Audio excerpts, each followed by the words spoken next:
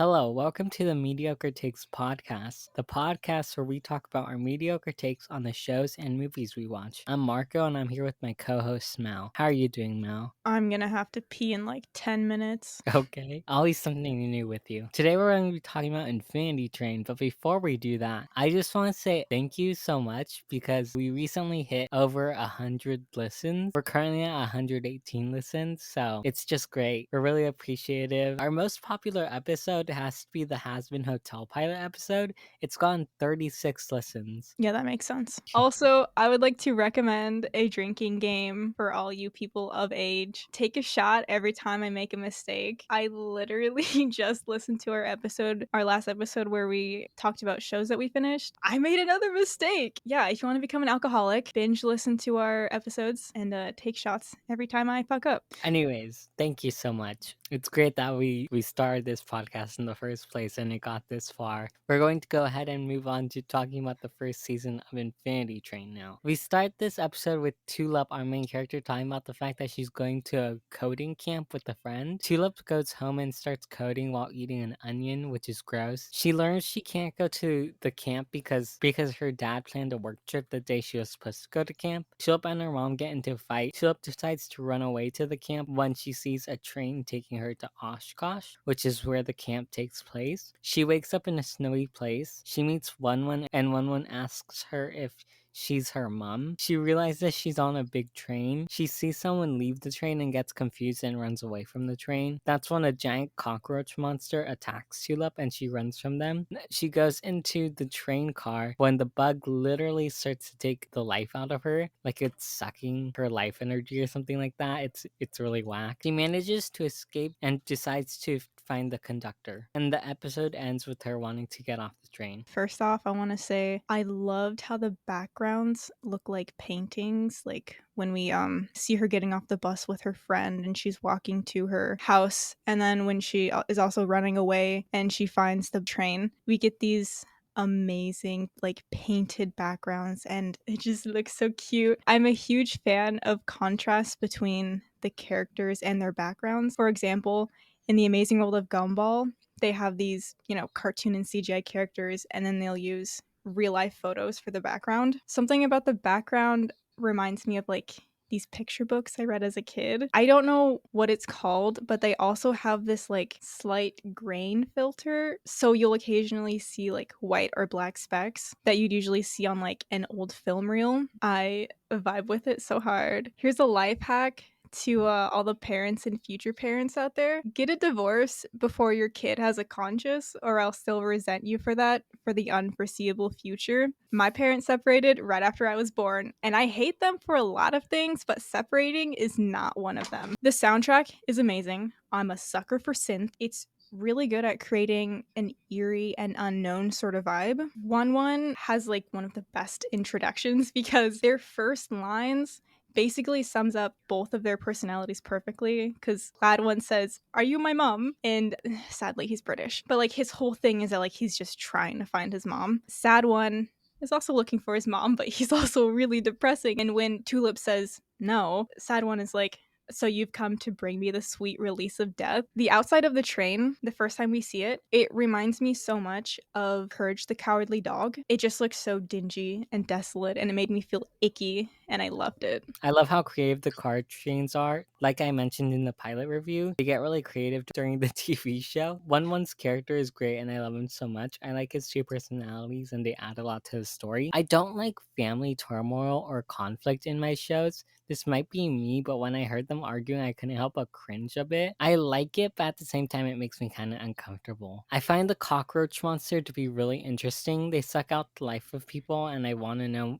why they do that stuff. We learn more about them later, but I feel like we don't learn enough about them because I'm left wanting to know more. Okay, episode 2. We cut to a compilation of Tulip and One going through trains. Tulip's number goes down by 1, and she thinks that means that she's going to die because One tells her that. The cat, a character who we're introduced to in this episode, and a water thing called Randall talk about using a pipe to make donut holders. She's basically just punching holes in pipes and be like, here, it's a donut holder. Tulip and the cat talk and she realizes she won't die if her number goes down. They make a deal to fix the cat's ship in order to talk to the conductor in exchange for 1-1. They go into the water to search for a replacement gear. Cat and 1-1 leave, but Tulip starts to feel bad because she just wants to get off the train, but she feels bad for abandoning 1-1. Randall and Tulip go after 1-1 and the cat. 1-1 and Tulip make up, and the cat says you'll regret this because she ruins the ship again. I love Randall. He's great and fun. Again, really creative designs for this show. A bunch of talking water is a unique choice for a character. Also, I'm wondering, is everything in the Water Society Randall, or are they all different people? Because they all sound like Randall. So I think that's the case, but at the same time, it's kind of weird. I like the beginning part of the episode where Tulip is doing the word search and 1-1 is writing all over it with things like 1-1 and Tulip forever and stuff like that. Kat is such a girl boss. Charming characters that manipulate others to get their way is like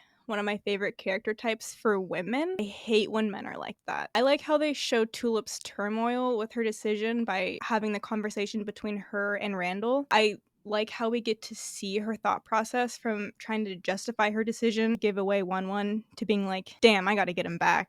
It's a small scene, but I really like it. I'm not sure if you noticed it, but while Tulip was apologizing to 1-1, you get a glimpse of her hand and you actually see that the number went down to 109. Yeah, so that was the second scene that I saw her number go down, and it was pretty easy for me when I first watched this to realize that like the number goes lower as you kind of like grow as a person and acknowledge your faults and stuff. So I picked up sort of the premise of this show pretty quick. Okay, so episode 3, Tulip's number goes down to 109, and although I didn't notice it, Mal just mentioned that it was because she saved 1-1, but I didn't know that. And we followed them going through another compilation of train cars. We meet Atticus, the leader of Corginia, which is the train car they're in. Tulip and 1-1 see a shadow monster and they hide in one of the houses, and she learns about the shadow monster. Ever since it showed up, the water has risen and ruined the city. Together they decide to face the shadow monster, including Atticus. The shadow monster ends up being a spider, but they realize that the water still isn't going down. Tulip's number doesn't change and she gets mad. We are introduced to the real monster, who looks extremely hard to animate. There are so many lines on the monster that it looks difficult to animate. 1-1 tried talking to the monster and the monster tells Tulip to return to your seat. The monster leaves after seeing 1-1 and Tulip's number goes down and they stop the water from running. As we've said before in our episode where we looked at the pilot for this show, episode 3 is basically the pilot, which I think is really interesting because this episode is literally, I'm not sure if you've seen this, but it's literally the breaking news, rising ocean levels threaten friends corgi meme. And I don't know which came first, the meme or the pilot, but I like to think that the creator saw this meme and was like, I know what our pilot should be about. We get our first look at the Stewart, which is creepy as fuck and gives major Karen vibes. We also, once again, get to see the pattern of Tulip being stubborn, getting frustrated, being calmed down, and then finding a solution. But this time, she considers Atticus's words and changes how she's going to approach future cards. Although she's still a little stuck in her ways and she does try to find a more analytical way of figuring out what to do. But that's something that she struggles with basically throughout this whole season. Something I want to point out is that this show starts showing signs that it's going to get dark in this episode. I mean, it shows the darkness in the first episode when Tulip gets mad at her mom, but it also shows a touch of darkness when they heard the dog. I saw someone say it was kind of funny when they heard the dog, and I was like, oh my god. It's something I wasn't expecting when I first watched it, but I appreciate it as we go forward. In this episode, Tulip learns about patience, which I can appreciate. I like how they make the character growth in this show slow, but managed to make it work well. So episode 4, Tulip's number is still stuck at 101. Tulip finds a door, but they don't know how to get into it. She realizes she has to sing in order to open a door because some kind of creature tells her that. She starts singing songs but can't find a song that works for the door. Then there's a compilation of Atticus talking about some story while Tulip makes a ladder, and when she finishes making the ladder, she realizes the door is locked, so she spent all that time doing nothing. She realizes she needs to sing a song about dancing, which is a song that she used to sing when she was on road trips that really stuck with her because it was was a family song. She sings the song and a giant monster comes to unlock the door and her number goes down. I really like One song. He does like a little robot song, and then in reply, there's just a connection error, which I find to be funny. This is probably my least favorite episode out of season 1. I still like it because we learn about Tulip as a character, even though barely anything happens. Honestly, I'm pretty sure this is just a filler episode, so I guess it's okay. And I like Atticus's story. Like I said, the cart before the crystal car, it's like the Italy car or something. She approached that cart with more patience, but after she leaves, she still tries to see the science behind it. And like we can see that she's been trying to analyze the cards. This cart was basically that one Adventure Time episode where they have to sing a song from the heart to open the door, which is one of my favorite Adventure Time episodes. This episode, not much did happen, but I do want to say that giant crystal thing that used its tiny little key to open the door was one of the cutest things in the world. But yeah, not much happened in this episode. Something interesting happens in the beginning of episode 5 in the sense that we learn that the train cars can move around. One of the train cars switches places with another. It turns out that this car is the cat's car, and while Tulip and friends try to leave the car, the cat stops them. Cat purposefully knocks over a bunch of tapes, and it turns out one of the tapes has Tulip's name on it. Tulip finds herself in some kind of memory world where she can see all of her memories, and we have a compilation of all her happy memories. Something goes wrong when she sees a memory of herself putting a blanket on nobody. She realizes all of her memories aren't like she remembers them, like her parents having a divorce, and we learn her parents told her that they were getting a divorce in the best way they could possibly think of. She's forced out of the memory and leaves before seeing the monster, and together the cat and the monster make a deal to find Tulip again. So, this is the first episode where we see carts move places, and this is where we get down to the nitty gritty, the drama of it all, the angst. And this episode reminded me of just a little bit of Coraline in the way that I relate a lot of things to a lot of things, but this sort of reminded me of that in the way that Tulip was sort of given this better version of her life in an attempt for someone to trap her in there. I really like how the memory of her parents discussing their separation was so overly exaggerated at first, with her parents turning into demons and them being surrounded by fire, and like the flying evil dog that came out of nowhere and was like, divorce. I think it's really easy as a kid and a teen to feel like when things do change around you, it's like the worst possible thing that could happen. And I love how they were able to take that and like visualize it and animate those emotions. I really like that scene where they show what actually happened during the divorce. I like how Tulip is like breaking pieces of paper and like trying to act like everything's okay, but she's clearly not okay. I also really like how, you know how you were talking about how we basically learn that when she's doing better,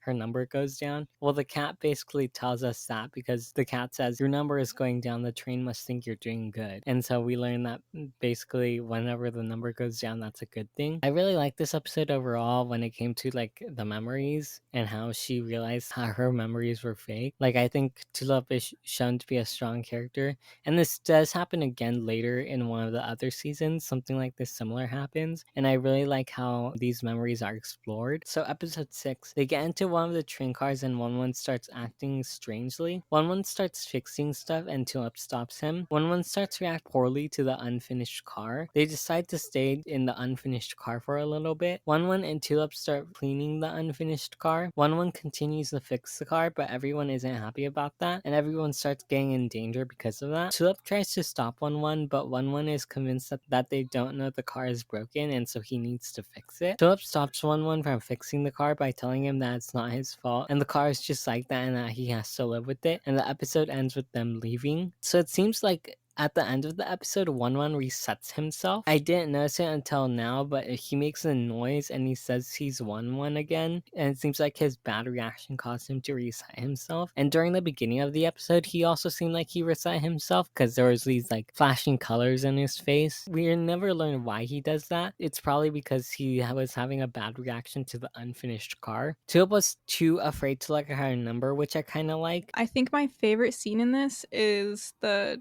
tortoise detective guy was talking to someone on a corded phone that wasn't connected to anything. And I like how almost every character has helped Tulip process something about herself in like some way. I think, yeah, that is something that continues to happen throughout this season, and I really like it. Okay, so episode 7. We follow Tulip as she goes into the Chrome car. She notices her reflection isn't moving, and her reflection says the way she needs to open the door is for her mirror self to open the door instead of her. Mirror Tulip says she's not going to switch back because she wants to be free and wants to explore the world on her own. I'm gonna call her MT from now on because that's the name she goes by for the rest of the episode. Mirror 11 says that they call it a reflection enforcement or the flex on MT. The flex show up and they say they're basically going to kill MT, and Tulip doesn't take that well. Tulip unlocks the door and runs away from MT. MT escapes using a mirror Tulip has, and together they escape. MT and Tulip decide to split ways, and MT tells Tulip that only what Tulip thinks matters and not what the train thinks,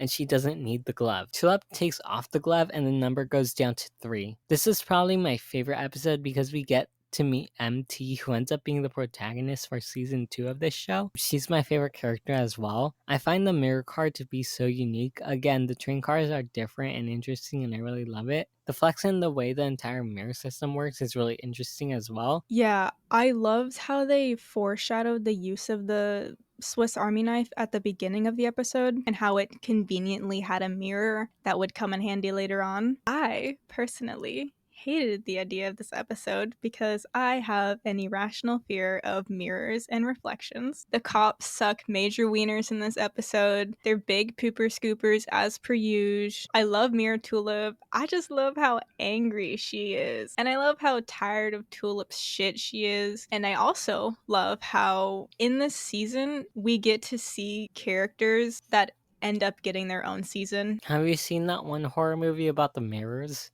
where they kill people? No, why would I? I think that would make life significantly worse for me. I watched it as a kid and it gave me nightmares. I think the closest I've got to watching like weird mirror related horror is Us, and that didn't even have anything to do with mirrors. It had more so to do with what fucking demon clones that just copy whatever the fuck you do underground. Okay, episode 8. We follow Tulip and friends as they go into a ball pit car. They meet a talking stuffed rabbit, and together they go to put away a moving jiggly thing. In the background of the episode, you can see the monster moving, the steward to be exact. They put the jiggly thing back in its place and decide to take it with them. That's when they hear a thump and the steward appears. They have a fight with the steward. She meets the conductor who tells Tulip that she tried to help Tulip, but Tulip rejected her and attacked the steward. The cat is told to go after One One, and the conductor ends up shooting the place down where One One and the cat was. The conductor says to stop or else, and then she kills Atticus by turning him into a cockroach monster. The cockroach monster attacks Tulip, and Tulip traps him in a cone thing. So this episode was like the tipping point for the show. Like, this is where shit gets real for realsies. Fucking hate the steward and its long metallic limbs. It's basically the worst version of No Face. This is the worst episode. When I first watched this, I watched it with my 4-year-old niece when it first came out on Cartoon Network. So we had to wait a week for the next episode. It was very hard to explain to her what was going on because we finished the episode and she literally turned towards me with a sad look on her face, and I was like, how do I explain what just happened to her? So this episode, very bad vibes. I hate when bad things happen to animals. I know that, spoiler, it gets reversed, but like, I was so heartbroken. It's fucked up what happens to Atticus, but it's really dark and I love it. Rip Atticus. I didn't notice until recently that the conductor basically tries to kill the cat, which is really fucked up. Like, I was not expecting that at all. This episode is all fun and games until the conductor shows up, and it's really sad what happens to them. Episode 9. This episode starts right where we left off. Tulip is about to leave before the cat stops her and tells her that there's still a way to save Atticus, and the answer is in a tape. Tulip watches the tape. We get a memory of a few kids in school and 2 kids in particular. We follow the 2 kids as they're graduating. Then we follow them as they're calling for a taxi. Then we follow them as they get married. Then we follow one of them as Tulip realizes one of them died. Then we see Amelia, the conductor, get on the train. Something to point out is that she was going on top of the school, and it seemed like she was going on top of the school to commit die. At least that's my theory, because it seems like the train shows up whenever someone is about to do a bad decision in their life. It shows up when Tulip is running away, and in later seasons we find out the train shows up for similar reasons as well. Tulip realizes that Amelia is just like her and is stuck on the train. Apparently there was a different conductor until Amelia took over. She realizes she can turn Atticus back to normal by using the cannon. The episode ends with Tulip's number going down to 0 and her getting her door, but she decides to leave in order to save Atticus, and they find a way to get to the engine. Something I noticed is that they kind of subverted expectations here by making us think that the conductor was the husband instead of it being Amelia. I think it's great that they did this. I'm not at all surprised that the antagonist of the story is a straight British person. I really like the theatrics of Kat. I don't know why, but for some reason, these writers are always making Kat and Kat adjacent characters flirty or sensual, like Catwoman from DC Comics and Catra from She-Ra and the Princesses of Power, but only in like season 5. I don't know why they do this, but like the voice actress for Kat, I don't know. She's like flirty. I'm not a furry. The real proof that Tulip has changed as a person is her staying to help Atticus instead of leaving after she finally got down to 0 and her door opened. Really love that for her. I think that was like the most important part of this episode. So episode 10. This episode starts with them getting into the beginning of the train car. Kat leaves and Tulip goes to fight the conductor. Twinlin goes to find a way to stop the conductor while Tulip keeps fighting. Tulip realizes that Amelia built the car with turtles in it. It turns out Amelia is trying to make a car of her old life so she can live with her husband again, but there are turtles that keep on showing up. Amelia asks if Tulip would make a car where her parents are still together, but she realizes that would mean living a lie. One finds his mom and he turns out to be the conductor. Atticus is turned back to normal. Tulip tells Amelia that they have to move on, but Amelia's number is too high and she'll be on the train forever. Tulip tells her she can still try. The episode ends with Tulip leaving and Tulip no longer has a reflection. I find it a bit silly that they decide to have One not mention the entire time that he's the real conductor. Even though they left us clues, it was kind of dumb.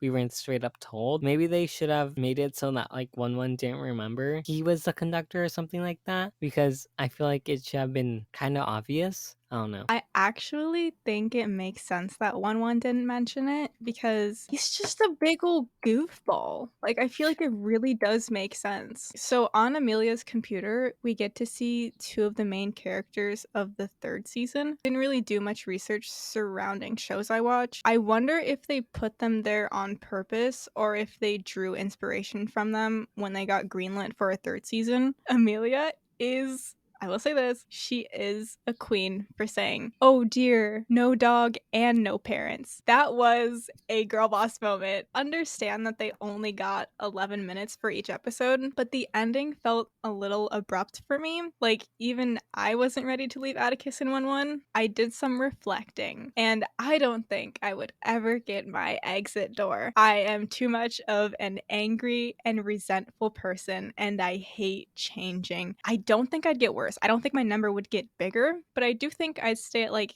a healthy 57. I think they already did have the 2 characters planned out, because the creator, Owen Dennis, basically has all 8 seasons plus the movie planned out already. He did a Q&A where he basically pointed down what each season would be about. Like, one of them would be about like, what if you never got off the train? I have a You're question. raising your What hand. do we get would we get lesbians? Did he say anything about lesbians? I don't think so. This is something we could get into next season, but I'm pretty sure he wanted to make Mirror Tulip non-binary or something like that, but he wasn't allowed to. And there's this one video, like, your favorite's trans, this one creator made, and basically explaining that Owen Dennis could have made Mirror Tulip trans, but like didn't. Yeah, cartoon censorship, we all know. Overall, this is a really great season. I only have one gripe with it, which is 1-1. Love the trauma train. This was a great show. One of the last good ones Cartoon Network has made. I really like the premise. I think they did a good job at fitting as much as they could in 10, 11-minute episodes without it feeling too rushed. Like I said before, I love the animation, specifically the background art. I can only hope we get something like this in the future, but I doubt it. I feel like cartoons are sort of going through a dark age right now, especially with what's happening with like Warner. But I'll try to stay optimistic. It's a little hard right now. Again, it's a real shame that they canceled this show because Owen Dennis, the creator of Infinity Train, had a movie and 4 more seasons of this shit. And it could have been amazing. For those of you who don't know, basically, because of the Warner merger, Infinity Train is no longer available on HBO Max and you can no longer stream it anywhere legally. So that your only way to watch it is by buying it. Well, this is one of my headcanons or theories. But basically, one of the creators of Infinity Train mentioned that by taking out their IPs from streaming service, they're no longer getting paid for healthcare. So it's like their way of not paying them. Wow. Yeah, it's really bad. Anyways, you guys, those are our thoughts on Infinity Train Season 1. If you want to send us a voice message on Anchor, there's a link below in the description. We also have social media on Instagram, Twitter, and TikTok at MidTakesPod. That will also be in the description. And that's everything. So goodbye.